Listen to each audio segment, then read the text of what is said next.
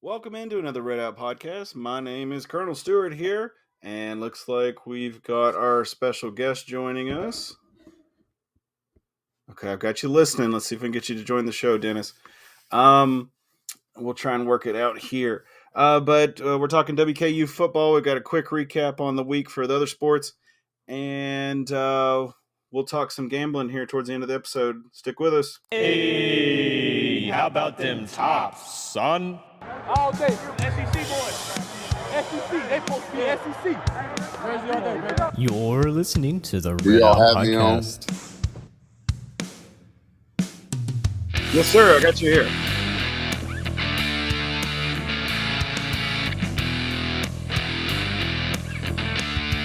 Now, just a quick word from our sponsor. I am not ashamed to admit in the past, I've needed a therapist. We all need someone, and it's a strong person who can admit it. I talked to my doctor, who referred me to a therapist, and I really didn't have much say as to who the therapist was. But with this episode's sponsor, Betterhelp, you do.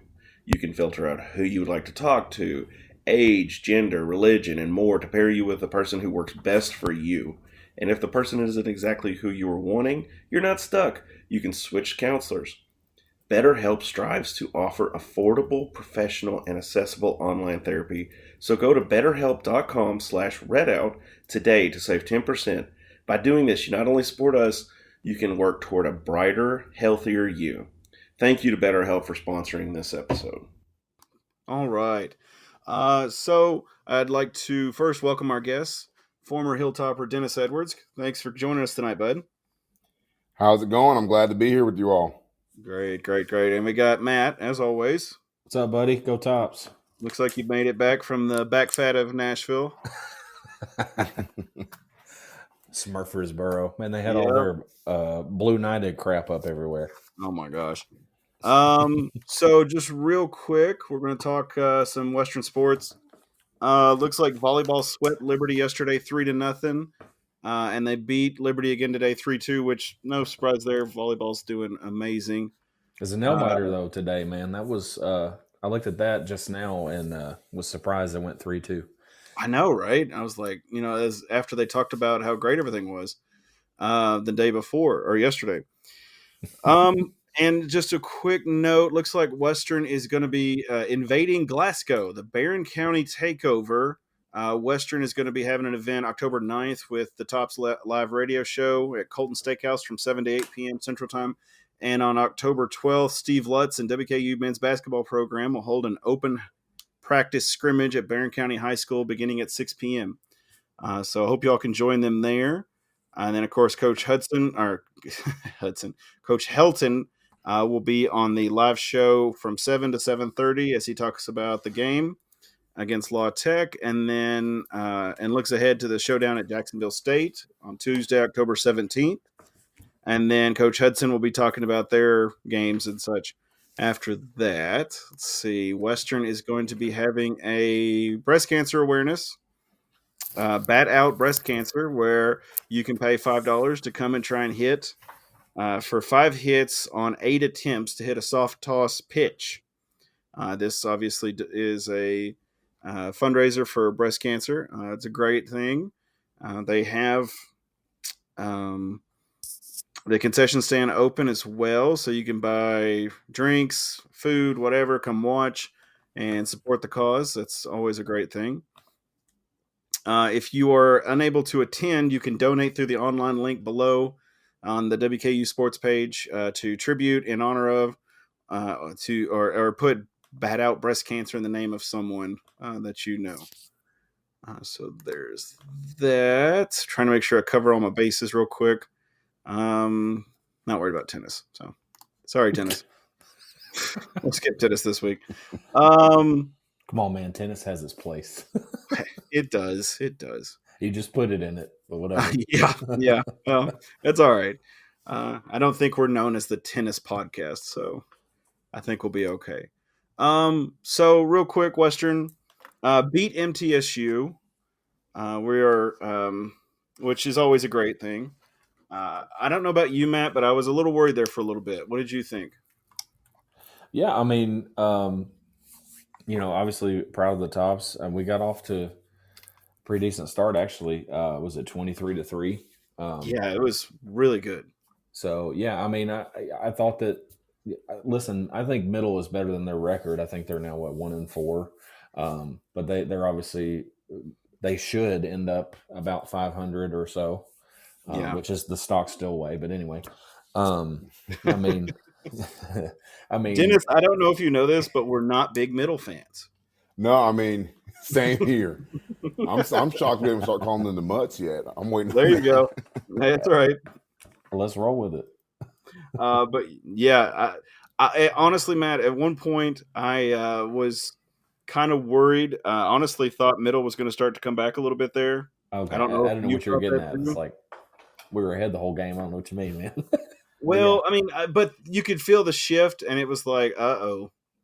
You know, they scored that touchdown in the third quarter, and it was like, okay, are they? And I think they, if I'm not mistaken, I'd have to look back at the play-by-play, but they had a pretty good drive there. I think they got an interception on us and had a decent drive, and then it was, I thought, well, here we go. This is going to be like Troy, and it's like, and it couldn't have been to a worse opponent, but the defense stopped them. We, scored again in the fourth quarter and just kind of sealed it away. So, and Middle's a good team. They've played some good opponents this year. So I mean, when they got on that little third quarter run, I was much like you. I was kind of worried for a second. I mean, they hung around a top Missouri team for a while, and Colorado State, I don't think they're a pushover either. We saw them hang around Colorado for a while. So I mean, I was definitely that third quarter push. I was glad when we got over the hump and we took back control of the game in the fourth.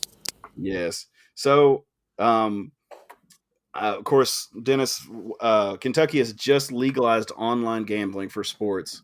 So, I'll say this, pardon my French, my ass decided to bet the over and the under. So I didn't, but I bet tops both ways. So we were good.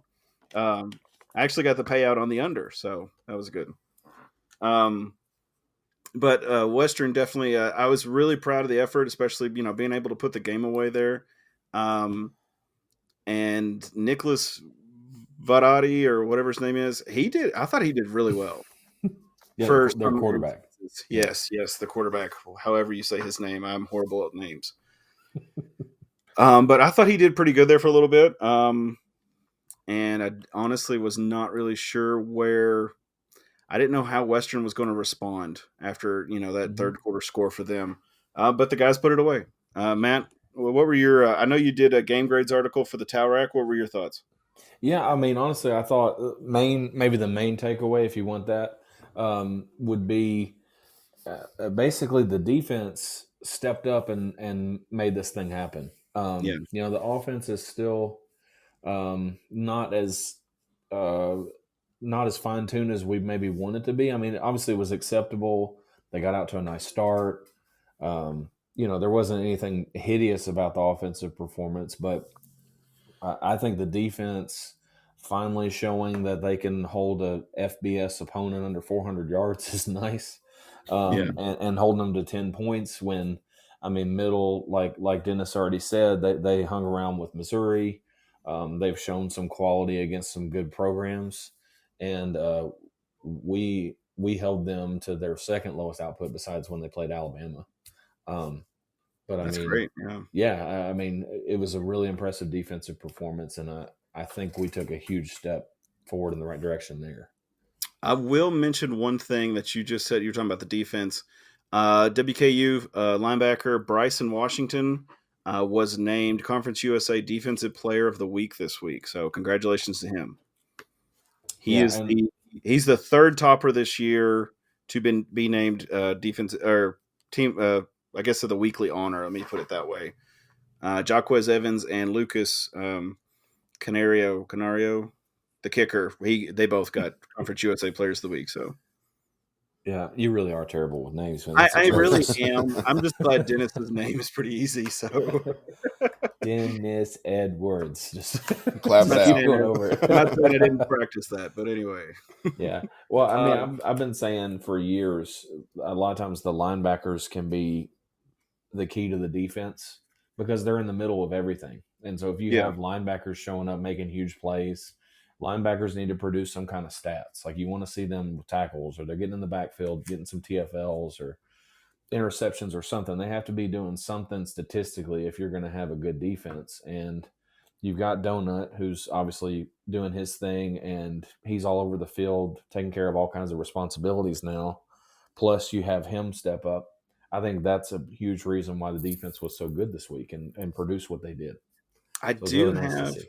I did have one of our fans write us and ask a question, why Donut's number is not 0?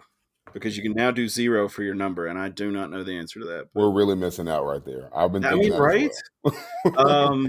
So, Dennis, what are your thoughts as far as Western's play against Middle? I know you kind of gave a little bit there, but I mean, I think Middle is a good football team. I don't think we played perfect, but the name of the game is be better than your opponent. I mean, they threw for just about as many yards as we did. I think we threw. I'm looking at it. We threw for 297. They threw for 252. So I mean, it's not too far off.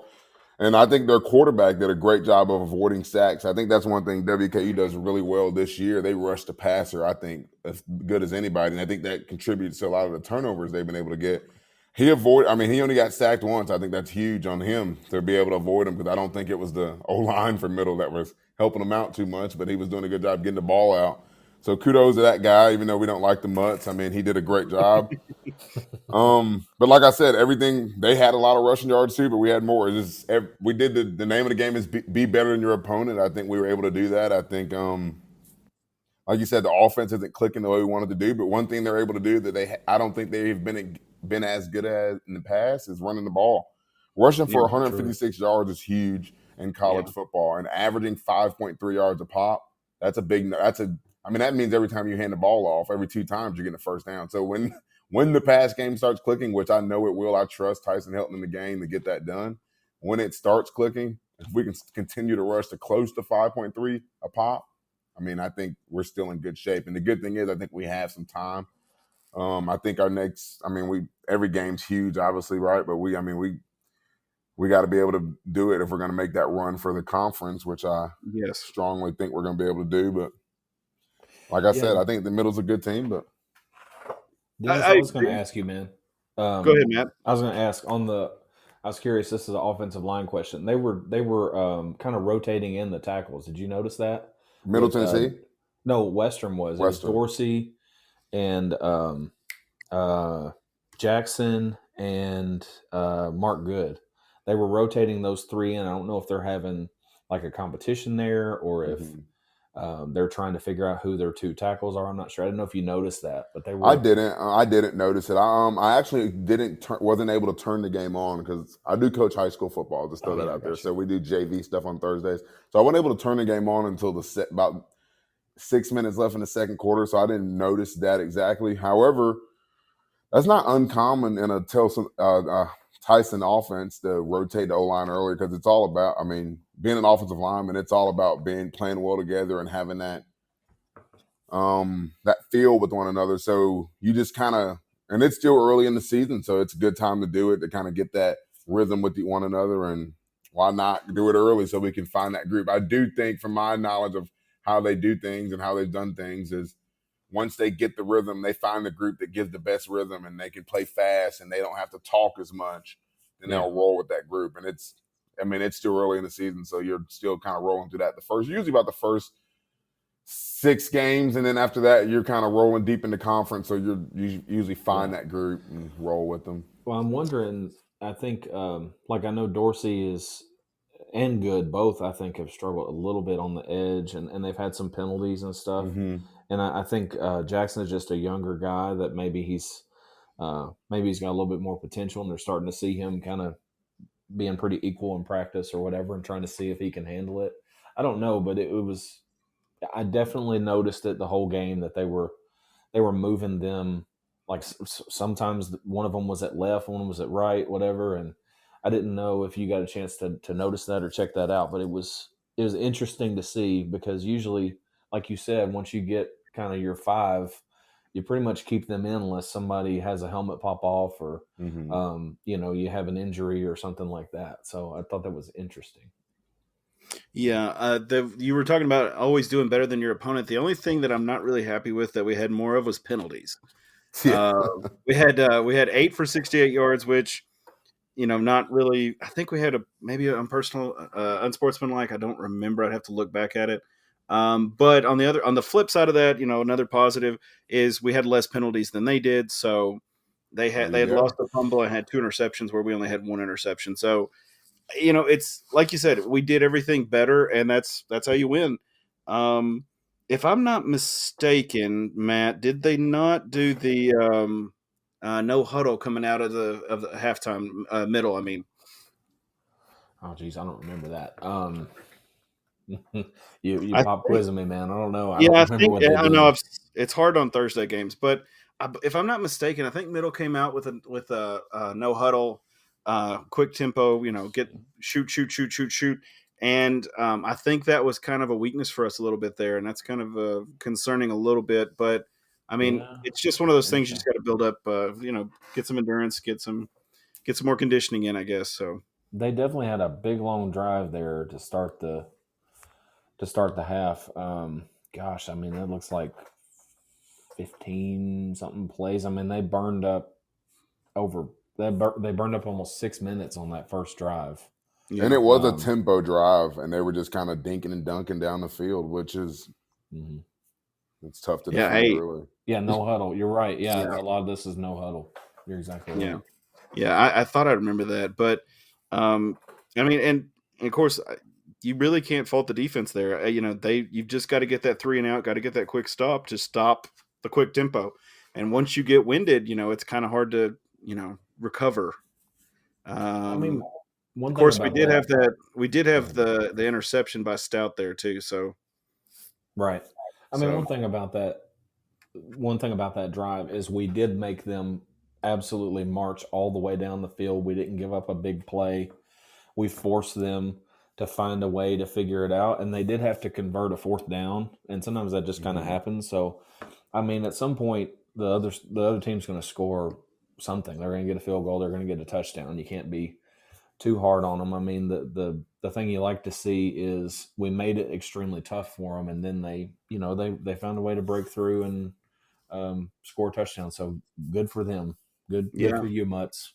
And the yeah, thing with tempo, it leads to some of the things we see, like turnovers and when too much tempo, because you get one bad play, then you're playing behind the sticks. As good as we were in the Zappy days when we played with tempo, that was a problem that we often had. We play so fast, and you get before you blink, it's 3rd and 10 or 3rd and 8. Now you're got to dial up a perfect player. So I mean, you can. I mean, our defense, like you said, Matt, I think they did a great job of like even in that tempo situation, they made them. I mean, they had to run a. Was it you said 15 plays? That's a lot I of mean, it's plays. something like that. 1, 2, 3, 4, 5, 6. I mean, it's almost 20.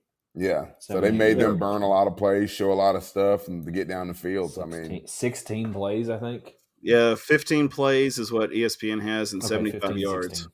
yeah, Yeah. So I mean, that's 3/4 of the field in 6 minutes, and that's a long time in football. So a long time. yeah, and when you're a big boy, I know how it goes. But so yeah, Western, doing great. But I really want to kind of get to the meat of the episode. I'll let Matt take over now. We'll let you ask some of your questions you prepared for Dennis. So go for it, buddy.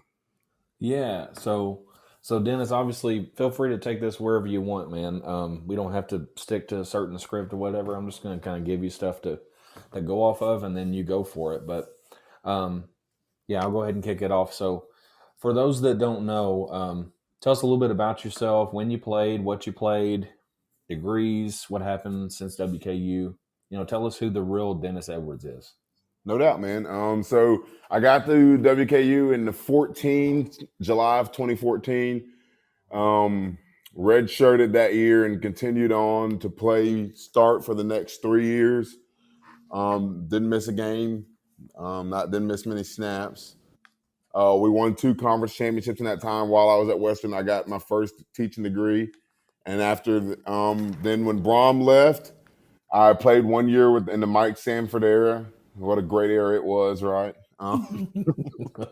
Matt and Coach Oh, Sanford dude. are the best of buddies. So Oh, my I'm gosh. be careful, buddy. Dude, okay, I got to ask you, since you bringing up Sanford, all right, Okay. I was his quarterback manager in 2010, okay? Okay. And I knew the real Mike Sanford. Did he have that, like, surfer boy accent. Bruh. Yes. Hey, cuz, like, Yeah. bruh. All right, bruh. That's what we're gonna do, right? Just fun fact: Mike Hey, Sanford is Tim. also podcasting right now. So Oh, you're kidding. Oh, no, I am not. I'm gonna have to look that up now. Oh, I'm not gonna great. say any. I'm not gonna say any names, but a certain quarterback that also probably loved him as much as you do sent me a a clip of him on doing a podcast for Boise State. Now, him and some of his old teammates. So, Oh, man. Oh, Gosh, we've got I'm to check googling that it out. now. Oh, man. He was so polished in front of the cameras, but, like, oh yeah, away from the cameras, he was just kind of like surfer dude, hang 10, bro. Whatever. Surfing on the back of sharks in San Francisco Bay. So I don't mind saying it now because what are they going to do to me now? But I dip tobacco still. But when I was in college, I dipped tobacco. So I do it sometimes on our walkthroughs. And Sanford caught wind of that. So he would try to get, one day he tries to give me a pouch on our walkthrough. And it's a coffee pouch. I'm like, what in the hell is this you giving me? He's like, that's what we did, bro. I was like, Sonny boy, we're in the South. We don't dip coffee. Oh, my gosh. Good Lord. In Kentucky at that. Tobacco, isn't that the tobacco capital? Yeah, well, yeah. My grandfather used to grow it back in the day. So, yeah. So, Dennis, I Googled you real quick here while we're doing our little talk. And the first thing that pops up is a YouTube video from ESPN. Yes. Western Kentucky's Dennis Edwards ejected for targeting. Yeah, so to the point, we're playing La Tech this week, right? It was against La Tech in the conference championship. So you talked about penalties a second ago, and it took everything in me to hold back. But I stopped to make a joke and say the game doesn't start if someone gets a personal foul. So there you go. Hey, that's when it gets good. I right? didn't remember that, man. And I'll tell you that story. It's a great story. So Ace Wales was the running back then. He kept coming to the sideline like, hey, get me off these pile-ups. They're like beating me up down there, punching me. They're being dirty in these pile-ups. So me being the great teammate that I was in that time period, I took it upon myself to, in a pile-up, go over the top and take one on them out. And at the time, fun fact, I was the first ever O-lineman ejected for targeting. I didn't know that was. I did not think that was going to happen, and I thought I knew I was going to get a penalty. And I was like, if you watch the video towards the back end of the video, you kind of see me laughing when they threw the flags. I was like, I knew that was coming. I just had to make a point here. Yeah. And then I got tossed, and I was like, well, here we are. Yeah. Speaking of, I'm not trying to change the subject or anything, but La Tech had a player suspended indefinitely for stomping on a kid's neck last week against UTEP. I did not see that. Well, that's understandable. What was his name, Matt? What was his name? Oh, he's a linebacker. I forget his name, but he's their second leading tackler. It's a pretty big story for sure. But anyway, sorry, I'll let you get back to it. Oh, we're good, man. That's hilarious, though. Yeah, I forgot about you getting kicked out, man. I hadn't even thought about it. So I guess here's a kind of little softball for you to kind of kick this off a little bit. What made you want to come to WKU, and how difficult was the decision process? So me coming to WKU, initially I came on a visit, loved. I mean, just what I do. It's one of the most beautiful campuses in the country, and I still believe that. And for fun, if you follow my socials, that's all I do is travel to college campuses in my free time. But it's WKU's top tier, and Neil Callaway was a big part of it at the time. He was the offensive line coach, and Brom was the OC when I first was coming. And actually, crazy story, Bobby Petrino sent me a text and cut me from 2 weeks before signing day. He sent me a text message and said, hey, we're not going to honor your scholarship. We're trying to be big. We're trying to get bigger and better here at WKU. Oh, wow. And I wouldn't answer. He wouldn't answer a phone call or anything else.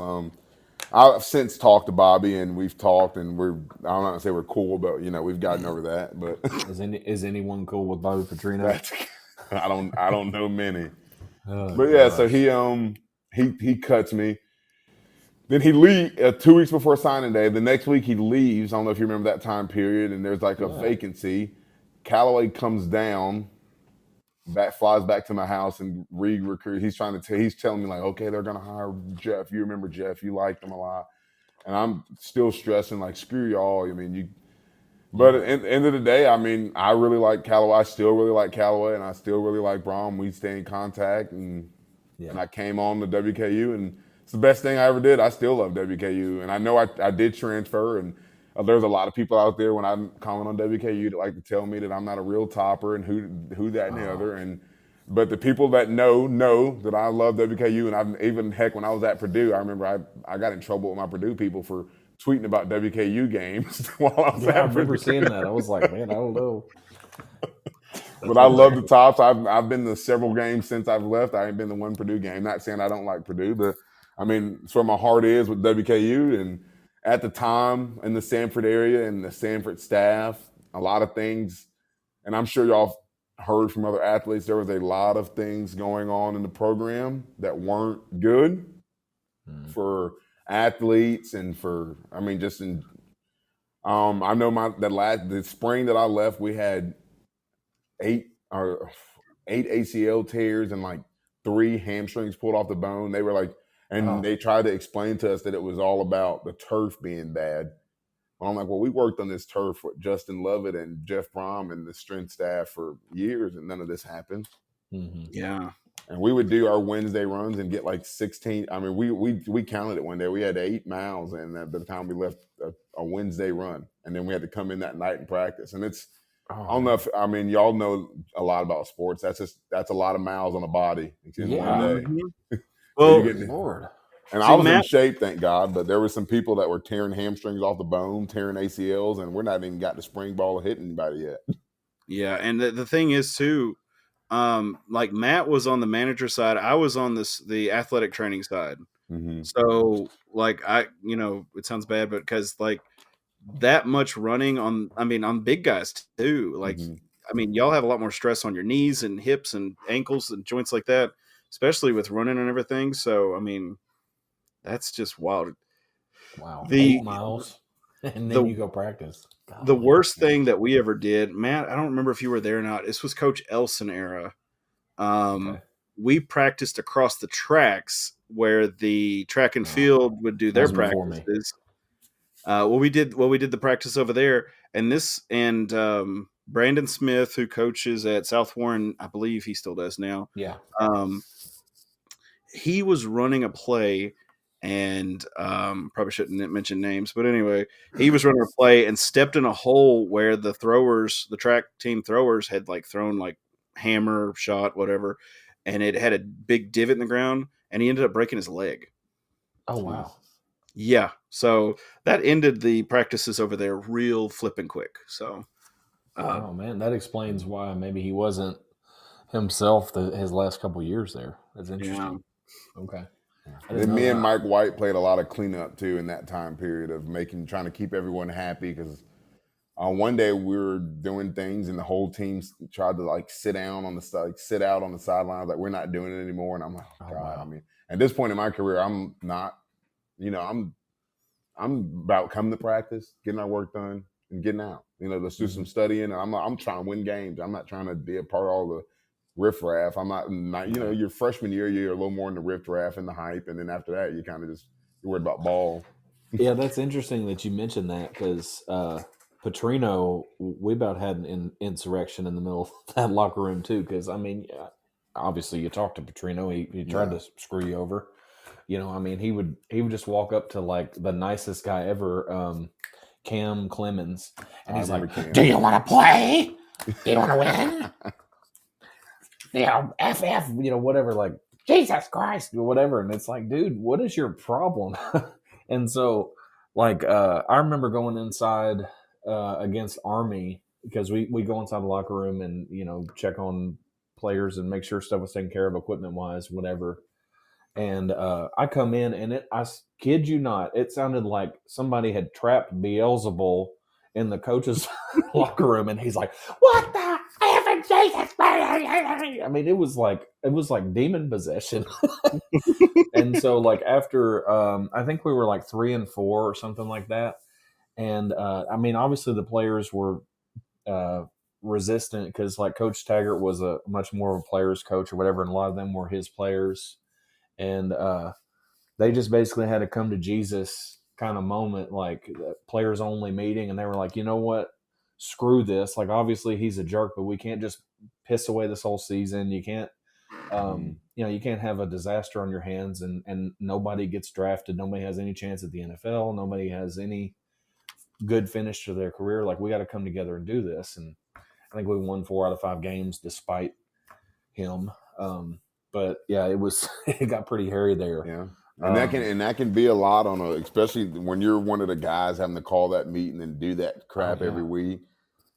I remember once, and I'm not going to say a name or anything, but I remember once that one of the coaches told one of the kids that, what did he say? I can't remember what he said, but he did something stupid. And the kid, they're kids, they do stupid things. And he told him to get his ghetto poor self back to Louisville. Oh, good Lord. Yeah. And, just in this climate, okay, when we were growing up, maybe, but this kid was younger. I was a senior and he was younger, or I guess red shirt, salt junior.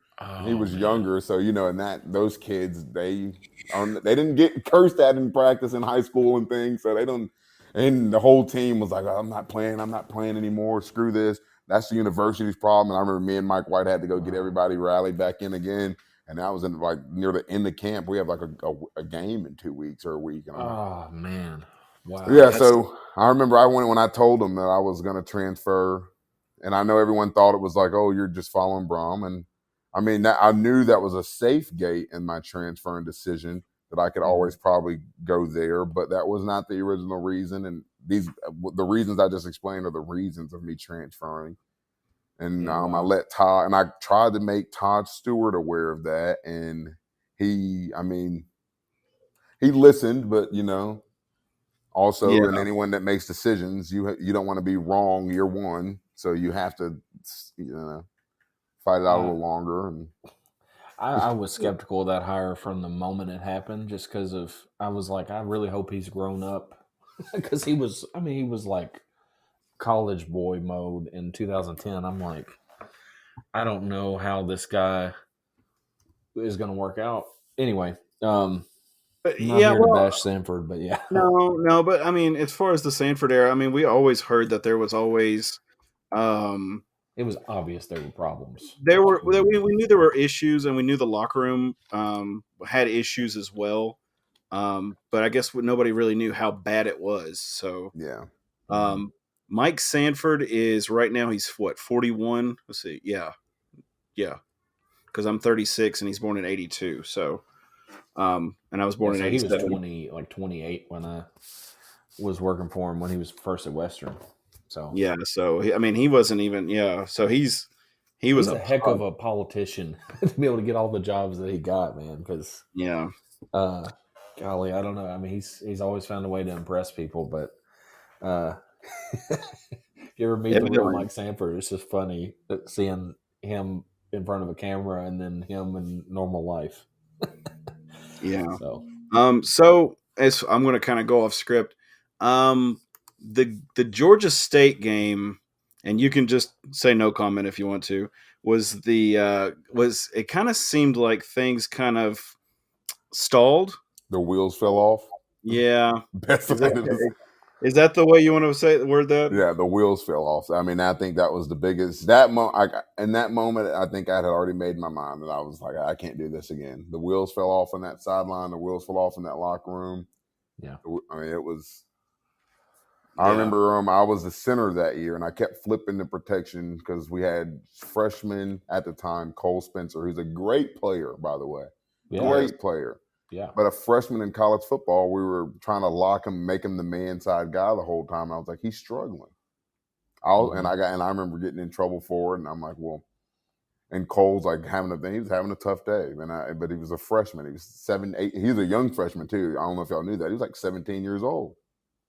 He's playing his 10th game. So I was flipping protection to him, and I remember we all got into this big debacle, and Cole's like having a panic attack on the sideline, and then everything just went downhill. And I remember, that was a tough time to be a top. Like you said, but for the most part, everyone still wanted to represent well, but it was just, I don't know. Yeah, sometimes it sounds like y'all had enough. It was one of those like you rather protect your guys and have your guys back and be wrong and having your guy, if that makes sense. Mm-hmm. I'd rather be wrong having my boys back than be right leaving them out to dry. Yeah, Yeah. absolutely. And it wasn't just, and I'm just giving my specific example, but a lot of many things throughout that game in that sense were happening, and it just kind of the wheels fell off in that sideline in the game. But like I said, I mean, while on the Sanford era, we don't want to just. There were some great coaches on that staff. I mean, Jimmy Lindsay, Mr. Coach White. I still talk to those guys to this day.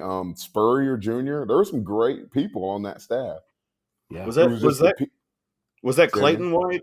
Clayton White, yeah. Yeah. Was at South Oh yeah, Carolina now. love Coach White. Yeah, he was Love great. Coach awesome. White. And then Jimmy Lindsay, Spurrier Jr. Who Was else Kenny on Martin that? on that too? Kenny Martin, great my guys, God. great coaches who are, as you can see, who's still coaching. I mean, I'm not throwing shots at anyone, but out of that whole staff, go look up everyone.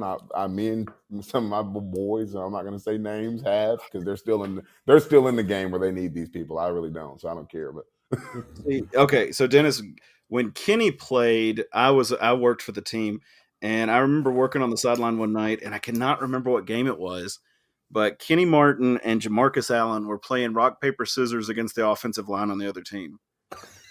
Funniest shit ever. I laughed. I was like, "This is Oh great." man, those two together, man, they were. Oh my gosh, they were freaking hilarious. But and of course Matt and I both agree on this. As far as student athletes transferring, I have no issue with it. But my problem comes in is I don't want kids to transfer to a place, not necessarily out of their league, but where they won't play. yes. And I don't know if you feel the same way. I'm hoping you do, but because this will be a real short podcast. But Dude's gonna hang up on us. yeah, but no, but honestly, like we've had athletes that have left Western and ended up sitting on the bench, and we don't want that. We want I the think, best and I think for it's our- insane. So, and you know what? We live in a world. It's unfortunate that, especially right now in the NIL world, sometimes these athletes may leave just to get that check and never play again. Well, I mean, unless I don't know, I can't make comment because I didn't play in the NIL world, but I would imagine unless you made a lot of money to live off of, those moments of playing with your boys and being on that field are way more important than a couple $1,000s. But I mean, everyone's situation is different, so I try to like hold off on having strong opinions on that stuff. But I do agree. Like if up to me, I would rather play. Well, and we've had, I know for a fact, I've talked to former players off the podcast, off the record, no mentioning names, but they were talking about, during summer, there were no classes, they were doing weights, and excuse me, they couldn't get to Duck. Duck was closed or whatever. And they literally, of course, it's an NCAA violation, but their defensive line coach went in his house and he just started pulling food off his pantry and giving it to him. Yeah. And I mean, like, first off, I completely 100% respect that. But like NCAA, they're going to be like, no, you can't do that. And it's like, so what are you supposed to do for these kids who are telling you they're hungry? I'm like, no. So let me ask this, because I don't know the logistics to it, but I know they have, because I've toured it, but I haven't seen it in action. What is the new athletic dining hall? Does that not open during the summers? The new dorm, the athletic dorm that they built. Of course, this was before me. I was there in 2006, so I don't know. I don't know what that was back then. But yeah, so I don't know. Because we didn't have an athletic dining hall for me either, but I know they just recently built one. So I would hope that can help counter that situation, because that was a struggle and that was ridiculous. So you get money, but I mean, you all know money burns a hole in your pocket as a college kid. Plus, it costs to live, and then you get to the end of the month, you don't have any food. What is your option? Yeah, mom. If mom can help, exactly. So, of course, I know going to Brom was kind of an easier decision with the way things were at Western in that aspect. How I know Western fans weren't a fan of it, but how did your career go once you entered Purdue? I got there when I first hit the transfer portal. Actually, I ended up getting way more traction and love than I thought I would. But back to the point of where you're saying on wanting to play, that was kind of the big thing for me. I didn't want to go anywhere and sit. I even had me and my mom still laugh at this to this day, but I had an option to go to Bama, but they were very clear that it was to be a backup. Yeah, that's and no. And I was like, yeah, thanks. I think this coach was Steele at the time. I was like, thanks, buddy, but not trying to be a backup. And I know, and I say that not being like a little punk or anything. I know anywhere you go, you got to earn a spot. But if I'm going to go somewhere and you're telling me the guy I'm going to compete with has started for 3 years, you probably already got an idea what you want to do. Yeah, and I I mean, completely good for them agree. for telling you, though. I mean, they could have Yeah, been like, dude, we 100%. think you could start. You could take his spot, whatever. We need you. And then Cam Clemens was at Tennessee. I spoke with them. I mean, I Yeah. probably had more and better offers on my transfer, recruiting than I did coming out of high school. I for sure did coming out of high school because I didn't have any of those big schools coming out of high school being 6 feet, 6'1". Right. Yeah. But getting to Purdue, I got there and I mean, I got into the groove of things and the plays were pretty similar, and I was able to help them with some plays because there were some certain plays that they were struggling grasping, and I was able to help out there. Getting back in some shape because once I told Western I was transferring, they blacked me out of being able to work out and all that stuff, which I still did. I just went to BAC, but there's only so much you can do there, you know. Right. So getting back in shape, you know, once I got back in game shape, I was able and competing for the job. I was able to show what I can do, and I think I won it fairly. No one was angry at me at Purdue. They knew it was helping us to get better, and I made some great friends. Me and David, I'm in a group message now with David Blau and Kirk Barron, who's coaching at Alabama now, and Eric Swingler and some other guys and Bryce. I don't know if you know, he's at the Rams. Bryce Hopkins. But so I mean, I made some great friends. We went on some vacations together at Purdue.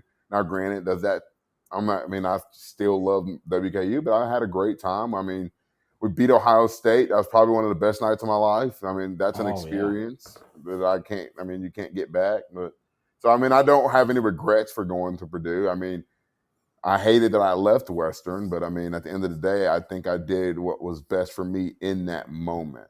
Mm-hmm. And honestly, as a Western fan, I don't blame you. Yeah. I mean, you saw the writing on the wall before the rest of us could see it. Mm-hmm. So you knew what was happening. And of course, we had sources telling us, you know, the locker room, he's losing the locker room. And it was like, oh, you know, you see the writing all on the wall once that happens. And it was like, oh, sorry, Matt, go ahead. No, I was just going to say, I mean, I think that when a player transfers, some people are just going to be pissed or whatever, and sour grapes and whatever. But especially understanding like this was a situation for you, and it was ridiculous. Plus, I mean, you had good opportunities. What drives me crazy, like Devin kind of pointed out, was like guys that leave and then they go somewhere and don't get what they want. Like if somebody's looking for NIL or whatever in these times, and they get their money, that's fine. But like some guys have left and have possibly put themselves in a worse position overall, especially guys that might be going pro or might have a chance to get drafted at Western. And they go somewhere else and they don't even play, or they barely play, or they're kind of a rotational player or something. And I think that's unfortunate. And that's where I just hope that players make a really good decision for themselves and their family. I'm okay with somebody transferring if it makes sense. And, you know, sometimes things get sour or there's some kind of issue there or whatever, you know, like go do what you need to do. And let's not be so hard on people that you don't understand all the details. So, Dennis, question for you.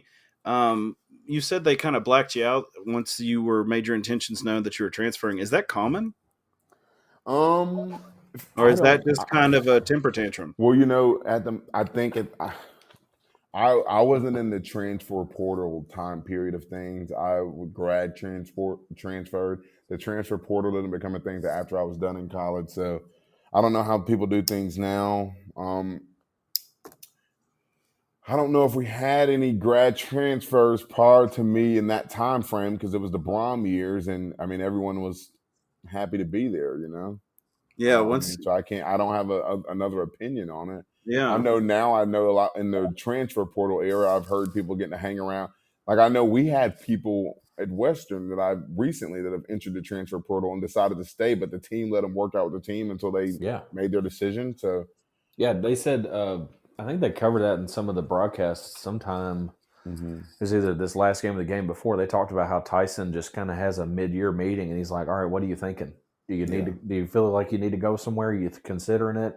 Are you wanting to stay?" I mean, that's pretty cool and laid back. And I think honestly, it just ingratiates yourself to your players. Like, hey, this dude's all right, and he actually cares, and it probably keeps him way more informed on what's going on with his roster than acting like somebody committed a crime when they consider going somewhere else. Like, 100%.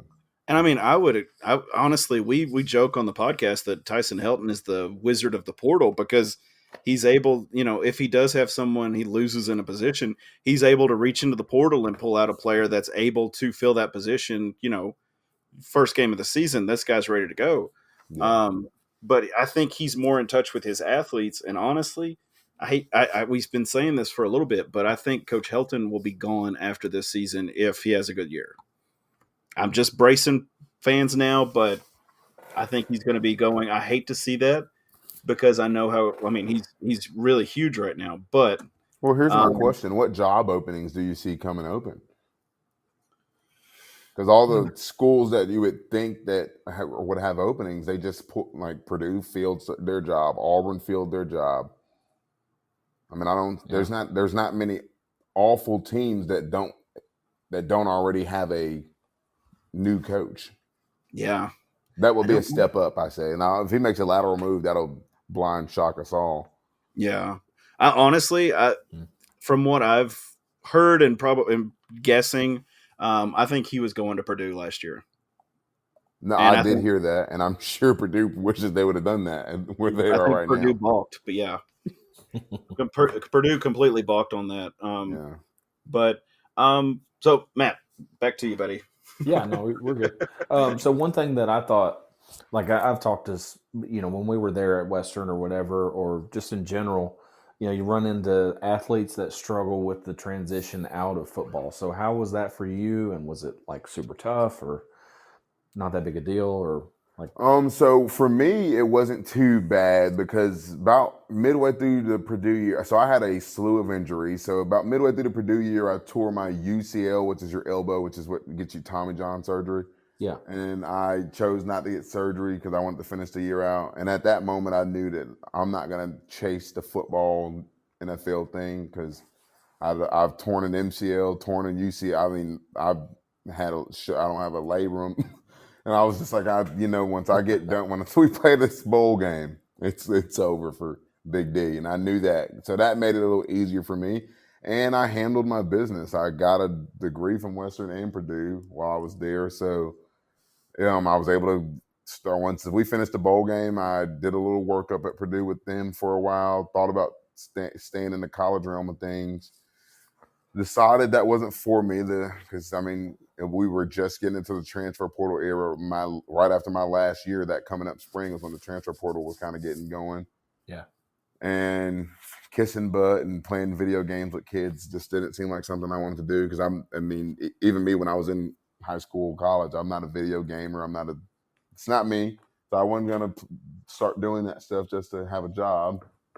So I went on and did what my degrees were for and got into education. Now I'm the director of our emotional behavior department at my school county. I'm located at a school, but I'm over the whole county, all the kids in the county Okay, that cool. emotional behavior disorders. And then I coach high school football for a pretty good team. We play we're at the fourth biggest high school in the state of Georgia, and we play some big games. And heck, Friday night we're playing Juju, which I don't know if you know him, the young man committed to USC. He's one of the big social media recruit quarterbacks, and he's in our region. We play him every year. We got Netflix and ESPN2 and GPB coming on campus. So I landed in a nice situation, and I started my first year coaching safeties actually, and doing my school job, and now I'm taking over the O-line the last 3 years, and we've done well. So I got right back in it. So I lost the playing, but I kept the competitive edge drive, and I did some competitive weightlifting and also later on to kind of get the juices going. And But everything kept rolling, so I never went through. And I know people who chase that NFL dream, and then they get. And then, I mean, you go through some sad times and some probably poor times financially because you spent so much money into that, like the training and the dieting and all that stuff. And True. I didn't have to deal with that. So that was, I mean, I've been blessed. I say I've done some things to make some good decisions that have helped me be blessed in where I'm at right now. Let me ask you a kind of a personal question. Do you ever dream about football? Do you ever have dreams where you're playing? See, I've had dreams where I was playing. I mean, like you got the pads on and everything, and you're fixing to run out the tunnel. You know what I'm saying? Because I played high school football, but you know, I Scottsville don't know. legend. Yeah, right. But yeah, no, seriously, like I've had dreams where I've been playing and stuff, and it's one of those things. Like sometimes, like it just gets in your blood. You know what I'm saying? Mm-hmm. But that's just, I mean, maybe that's just me. Maybe I'm. Well, like I said, getting right back into football, I do dream about, like I dream about situation scenario. I guess I have a weird brain. I dream about situation scenarios. Like I've had this crazy dream a few times where I'm like trying to call a timeout before to get a 12th man off, and I'm running down the field and I pull my hamstring. It's the craziest thing. Okay. So that's more the dream. I'm like, it's always situational, like, oh, it's 2-minute drill and crazy crap like that. But that's great. I hate to interrupt. We got a few minutes here. We'll talk Law Tech real quick. We've gone a little bit over, just having such a good time here with you, buddy. Law Tech has won. They are. Excuse me. Let me back up. Law Tech is 3-3.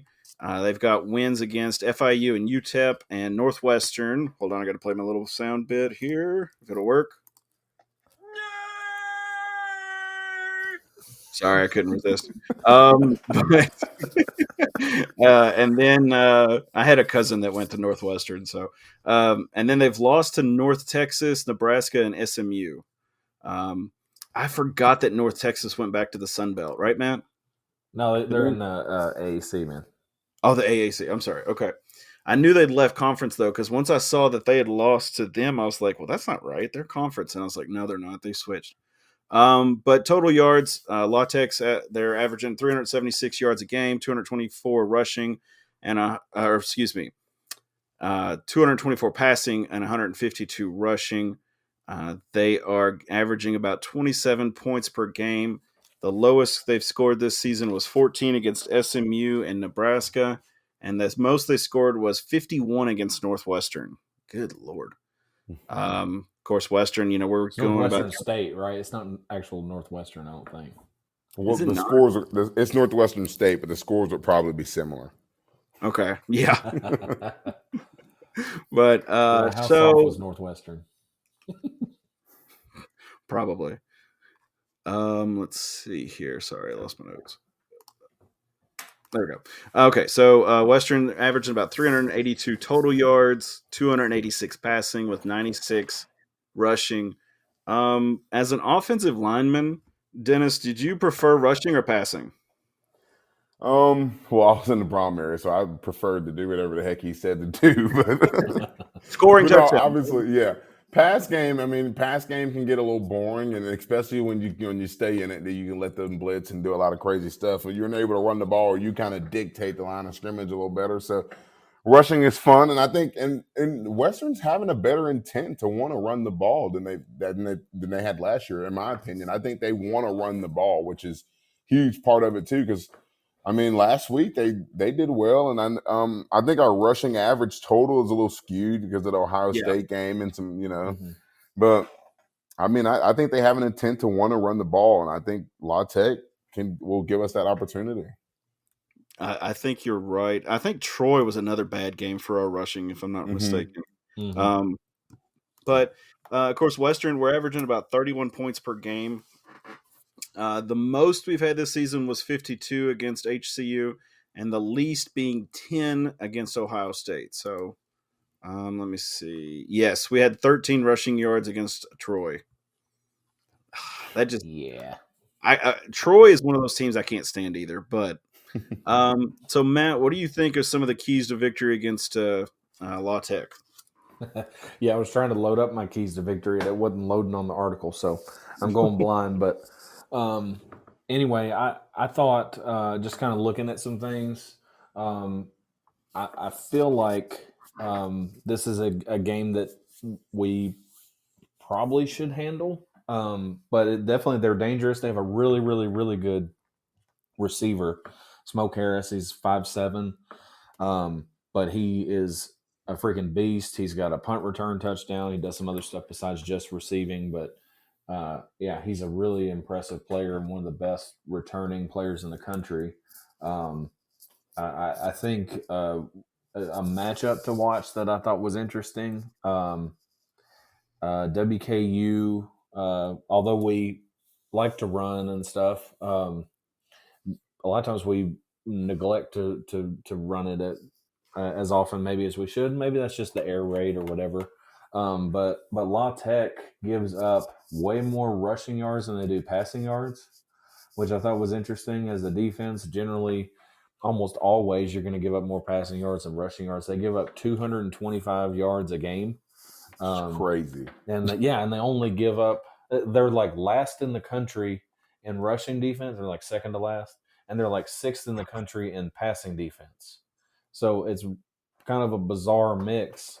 So I don't know what to think of it, but it might be something that we might need to lean on the run a little bit to open up the pass.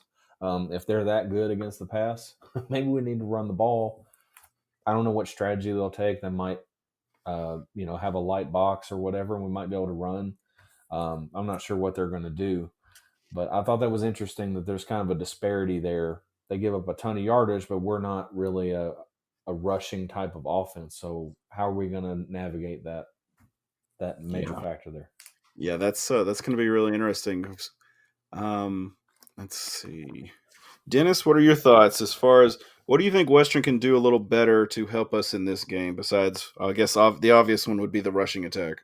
Yeah, I think we have to. I think we can play with some tempo, not let them sit there and get the perfect defense. So when we want to throw the ball, we can throw the ball successful. But I don't think there's a besides the rushing attack for it. I think Zach Langford and the big boys up front they give up 225 rushing yards a game on average. That is insane. And I think that GT that they've been running, the guard and tackle wrapping over that they've been running has been hitting like a charm. And I think they got to run it at least 20 times tomorrow night. And I see the Tops I think the Tops can handle this game.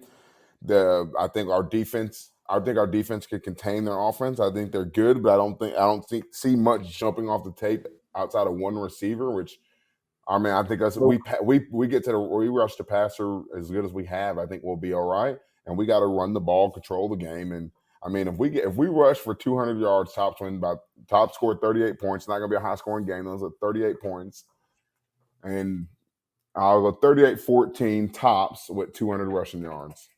Wow. Okay. All right. Good deal. All right. I think one factor too that we talked about a little bit earlier with the linebacker being out, but I'm pretty sure that Upton Stout is going to be out. I've heard probably multiple weeks, maybe up to a full month or a little more that he might be out. And I know there were some other kind of knick-knack type of injuries that may have happened in the game. They don't release a lot of that information. Plus, who comes back from the receiving core? Blue Smith and Matheson at some points coming back. So I'm interested to see how we handle whoever's out versus whoever's coming back in. And I think that's a huge factor when you have several players that could be in or out of the game, and obviously adjusting to whoever does show up to play will be a big factor. So, go ahead. I will say, talking about our betting the Tops, when I started doing my show notes to this afternoon, they had Western at a 6.5. Now they have Western at 6 over. Of course, we're going to be there, so technically, if I'm not mistaken, Vegas spots about 2 to 3 points, so they think we're going to win by 9 points. I had the under on that one. If we're talking betting the tops, so and the only reason I say that is I think it's going to be a little bit closer. I'm hoping the tops can dominate this game, but we will see. I don't think Ruston on a Thursday night is going to be a tough environment. And like I said, I mean, it's everything that I have tinging on my 38-14. I'll give it 17 to give those 3 points to the home crowd. But everything I have tinging, I think, is if the Tops can run the ball for 200 yards, I think they control the game, keep their defense, keep their offense on the sideline. Our defense will be able to play more Panthers back, and that's what I think. That's where they're comfortable. I don't think. And I mean, we talk about giving up rushing yards. I think that's not a strength of our defense is stopping the run either. So I think we can't allow it to be a game where we're both just pounding ground on each other. So I think that's a big part of it as well. Matt, what are your thoughts?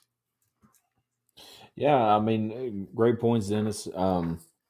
Definitely think, obviously, the run defense is a concern as always when you're giving up 205 yards rushing, and we had one game we gave up almost 400 rushing and whatever. So obviously, it's a concern.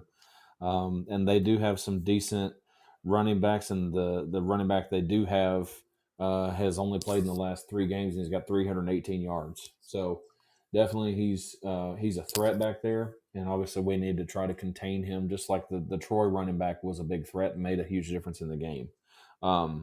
I feel like from a betting perspective and just in general how I think this game is going to go, I think it feels like as long as there's not some devastating amount of injuries or something that we're missing, I feel like this is a game that WKU should handle, and I'd easily take WKU at -6 or 6.5 or whatever. We talk about how that 7 mark is kind of a key number when you're betting.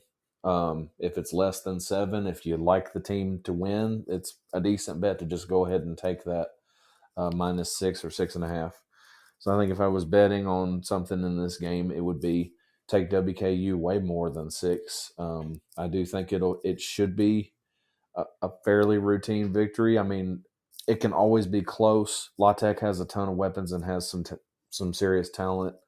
They got that good Southern Louisiana, Texas, Mississippi type of talent. I mean, there's going to be some good athletes out there, but I think the Tops take it by a couple scores for sure. Yeah, I just pulled up FanDuel to see what the money line was for the straight bet on Western and La Tech. They're giving Western a -235, which would be if you bet $10, you get $4.26 back. So, not gonna bet that one. But and another thing is, I did not realize MTSU is playing Jackson State tonight. I just pulled it up and it said they're fixing to kick off here in a few minutes. Jacksonville State. That's what I meant. I'm sorry. Yeah. Jacksonville State. Yeah, they're fixing to kick off here in a minute. I didn't realize that we had like literal Wednesday games, evidently. So sorry. We play Liberty we play Jacksonville State on a Tuesday night, if I'm not mistaken. I think you're right. Yeah, we do have them on Tuesday. I don't know what the deal is there, unless that's just for the TV rights. But I guess Jacksonville State. I'm looking at their schedule. They have a Tuesday game next week, and then when we play them, I mean they got the short end of the stick on Tuesday games. I guess that's when their crowd shows up, right? So I saved this little tidbit towards the end of the episode. If you would like to, you can listen to Ball Talk with Sanford and Johnny, Coach Mike Sanford and Johnny Mallory, every Monday at 8 p.m. on the Bronco Nation News. I found that during when we were talking. So I had to share that. It's really I sent Matt the picture. I'll text it to you in a minute, Dennis, but it's really classic. So Matt, what was your prediction? I didn't get your prediction for the game. I forget what I said in my article, but I think the Tops handle it pretty easily. I think we'll score some points. I'm trying to remember what I said in my article, but I think I'll go 37-23, I think is what it was. 37-23 tops. I said 31-28. I'll take a win. Win's a win. It's all good. I'm gonna say it by 3. Not that the crowd is going to be any factor in this game. I think it's just going to be mano y mano. Yeah. Western's trying to drive it, passing or running or whatever we can do, and La Tech's going to run some and fumble, make a couple mistakes, and we'll just we'll have to hopefully dominate and capitalize on those mistakes. A couple quick questions here, Dennis, before we go. I know you're a big Western fan, Western alum. What is your take as far as coming back to Western? Coming back to Western games or anything like that. Do you feel at home? Do you feel how do you feel about coming back to Western? I feel great. I mean, I've seen some of the comments from some of our more prestigious alumni. I don't want the athletic department. I don't think has done anything to make me feel welcome. But people like yourselves and Hank Williams and Jimani and Dr. Docky, Norm Johnson. Yeah, like there's the alumni and the community support make you feel home. They invite you around. And I mean, I've always had a good time when I come back on campus. I've never had any, I guess to the point of, what some of our more prestigious alumni talk about, I've never had any assistance or I guess any kind of, hey, welcome back and look at what we've done. Yeah. From the athletic department themselves. And I know they're stressing going through they got a lot going on in that athletic department right now, I'm sure, with the conference realignment and everything like that. But the community, the boosters and all that stuff, they all make you feel welcome. I mean, Western's a special place. And I think we have a great alumni base that are always going to be kind of tight-knit. I agree. I always thought Western was always nice about being able to kind of feel inclusive to an extent, because it's you're kind of in a kind of like a club almost. If you're around athletics and stuff like that, you can always have somebody to kind of have your back, so to speak. With when you go to games, you'll be like, oh yeah, I remember him. He played at this team and blah blah blah, and you holler at him there, you can hang out with him or whatever. But I always enjoyed the fact that you had that in common and you could always reach out to somebody. And I will say, we were talking NIL earlier, so with the NIL, Western has the Red Towel Trust, which is a program where fans can donate to help try and keep athletes and help fund that NIL. What are your thoughts on that, Dennis? So I think the Red Towel Trust is a great idea, and I love what they've done. Those fellas done. My question is to the part of your question. You say Western is it a Western thing or is it a private thing? Because I saw this past week they had the cease and desist with the logos and whatnot. And is it not to help the student athletes of Western Kentucky University? And I would agree with you. God. I would 100% agree. I think Hank kind of got the short end of the stick on that. I believe some of the facts will come to the surface as far as what all's going on in that dispute, I'll call it. Yeah. But it's like you said, it's kind of one of those things that I don't know, Matt. Is this private or is this through the school? Because I think there's a specific company that that kind of handles the money, so to speak. Yeah. So this has kind of been frustrating to watch because, one thing that I think has transcended, like my whole family's gone to Western and whatever, back to my grandfather. And one thing that I think has transcended generations is alumni feel like Western doesn't do things to help get people back and doesn't do things to maybe to support the current athletes or whatever. It's frustrating because I feel like one thing that Sanford actually did do was he did try to create some community with alumni. He brought some of that back. He encouraged people. He started back helped allow the football alumni council to start things like that, and that's continued on through Helton. But it's also odd because at times it seems like the admin works against people that want to try to help.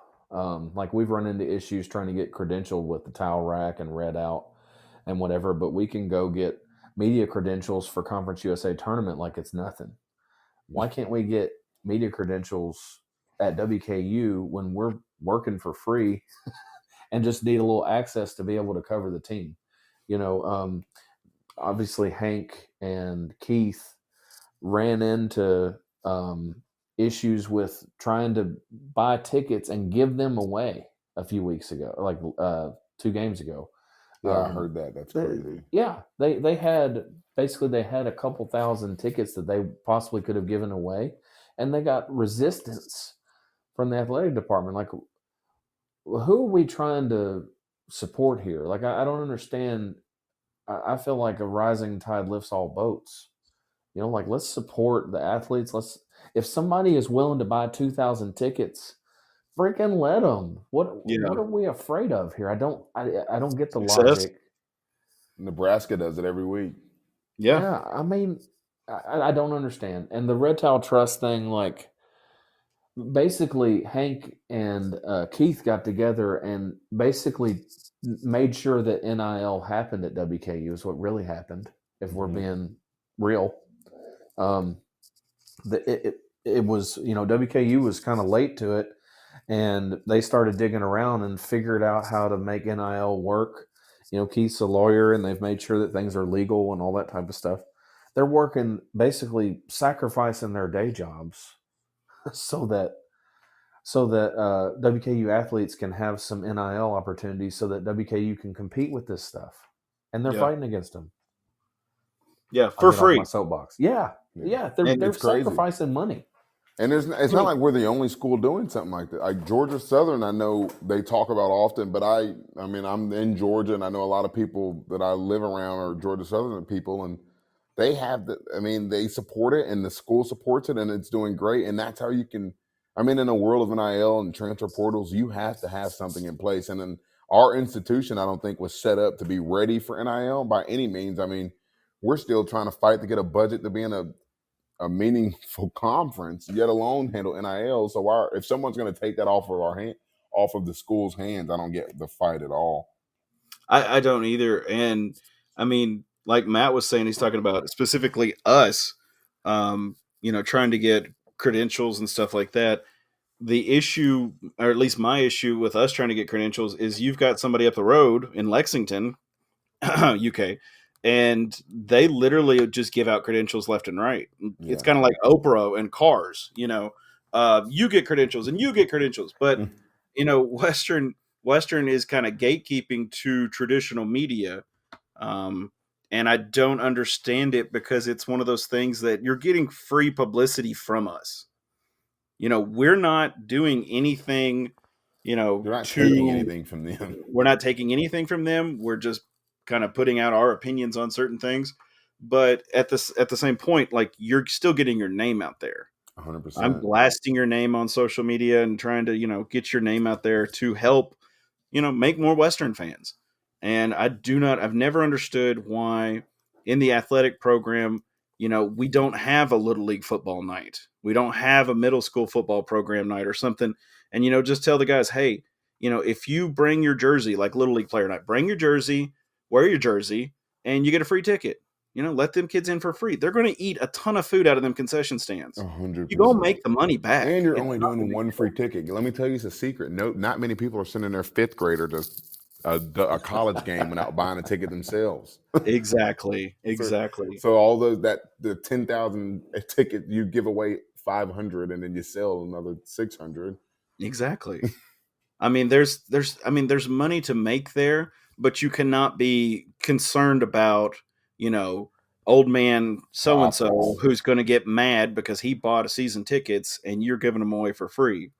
Well, this is how you keep people cheering for Western instead of, driving 2.5, however far to another team because they're willing to do stuff and we're not. But Right. What's the long-term play? That's my issue with it. Like, are we those kids or any kind of fan that you bring in that's brand new?